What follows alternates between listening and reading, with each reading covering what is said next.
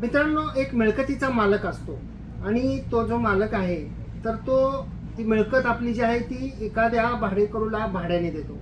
काही दिवस तो भाडेकरी त्या मिळकतीमध्ये राहतो किंवा व्यवसाय करतो आणि त्यानंतर तो भाडेकरू त्या मिळकतीमध्ये परस्पर दुसऱ्या व्यक्तीला ती मिळकत भाड्याने देतो, म्हणजेच पोट भाडेकरी ठेवतो.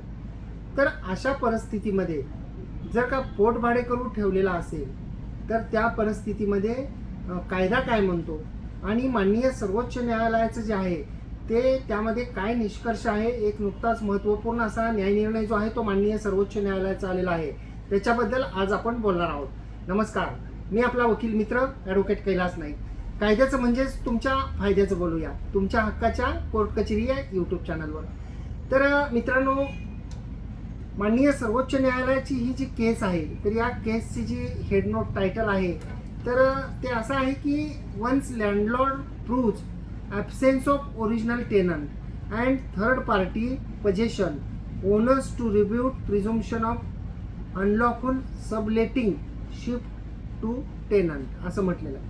म्हणजे जेव्हा एकदा मालकाने असं सिद्ध केलं की ओरिजिनल टेनंट जो आहे, ज्याला भाड्याने ती मिळकत दिलेली होती, तो तिथे राहत नाही आणि त्या मिळकतीमध्ये त्या ज्यांना भाड्याने दिलेली होती त्यांचं सोडून त्रयस्थ व्यक्तीचा कब्जा आहे, तर तो कब्जा जो नाही असं सिद्ध करण्याची जबाबदारी जी आहे ती त्या ज्यांनी मिळकत भाड्याने घेतलेली आहे त्या टेनंटवर आहे असं माननीय सर्वोच्च न्यायालयाने म्हटलेले आहे. आणि या केसचे जे शॉर्ट फॅक्ट असे होते की हा इव्हिक्शन सूट होता, म्हणजे मिळकतीचा ताबा मालकाने मागितलेला होता त्यांच्या स्वतःच्या रिक्वायरमेंटसाठी आणि त्यासाठी जे आहे ते rent act, Karnataka rent act खालची ही केस होती. आणि ही केस जेव्हा सर्वोच्च न्यायालयामध्ये गेली त्यावेळी माननीय सर्वोच्च न्यायालयाने असं म्हटलेलं आहे की जेव्हा एखाद्या मिळकतीमध्ये ज्यांना भाड्याने दिलेली मिळकत आहे तर ते जर त्या मिळकतीच्या ताब्यामध्ये नसतील, त्यांनी जर भाडेकरू ठेवलेला असेल, पोट भाडेकरू, तर त्या परिस्थितीमध्ये जे आहे ते त्या टेनंटनी, भाडेकरूंनी सिद्ध करायचं आहे की कब्जा त्यांचा स्वतःचा आहे. आणि त्याच्यामध्ये माननीय सर्वोच्च न्यायालयानं असं निष्कर्ष नोंदवलेला आहे, the supreme court held that the high court earned in interfering with well-reasoned finding of the trial court and in failing to apply the settled principles governing subletting and burden of proof. म्हणजे ह्याच्यामध्ये जो कर्नाटक उच्च न्यायालयाने न्याय निर्णय दिलेला होता तर तो माननीय सर्वोच्च न्यायालयाने रद्द केलेला आहे.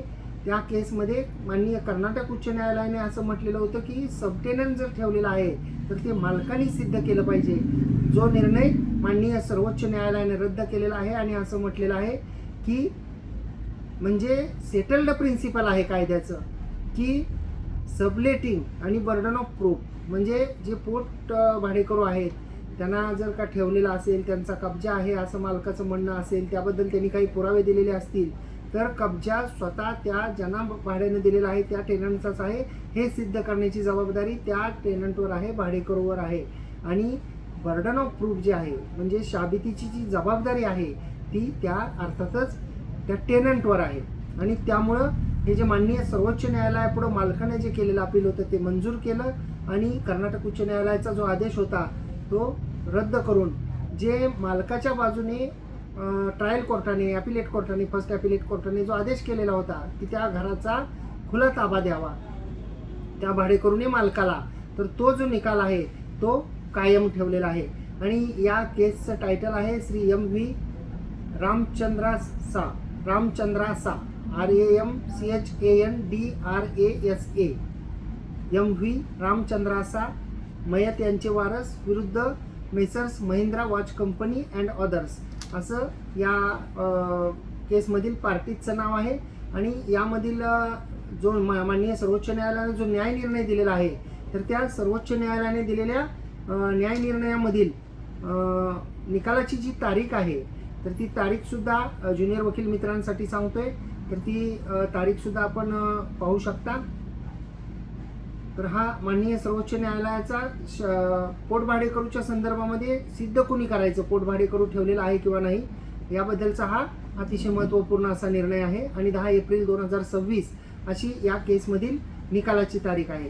त्यामुळे जर का मालक भाडेकरूमध्ये वाद असेल, मालकाने दावा दाखल केलेला असेल मिळकतीचा ताबा मिळण्यासाठी आणि त्या मिळकतीमध्ये जर त्या भाडेकरूने दुसरा पोट भाडेकरू ठेवलेला असेल, मालकाने त्याबद्दल काही पुरावे दिलेले असतील, तर त्या ठिकाणी पोट भाडेकरू नाही हे सिद्ध करण्याची जबाबदारी त्या भाडेकरूची आहे, ना की मालकाची.